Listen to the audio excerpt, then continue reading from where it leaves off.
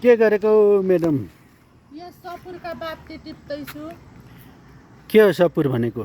यो यस्तो नि यो सिरुको यस्तो फुलेको पहिले यो धागो नहुत्तैको बाती घिउमा भिजाएर सुकाएर राख्यो अनि 1 वर्षसम्म बालिन्थ्यो।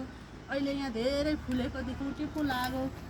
के यो भनेको पूजामा प्रयोग गरिन्छ? पूजामा साँझबत्ती बाल्दा जहिले पनि प्रयोग गर्न हुन्छ। पूजामा बाल्नु? पूजामा बाल्दा पनि हुन्छ। यो यतापट्टि यस्तो यो किडिक्कै भाँच्ने अनि घिउ मोल्ने अनि सुकाउने र राख्ने 1 वर्षै खान्छ यसले।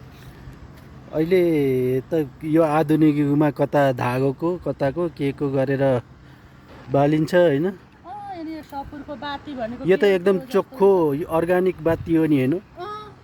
देवी देवताले एकदम मन पराउने खुसी हुने अर्गानिक बाती। अर्गानिक बाती धागोको भन्दा यो राम्रो जस्तो लाग्छ।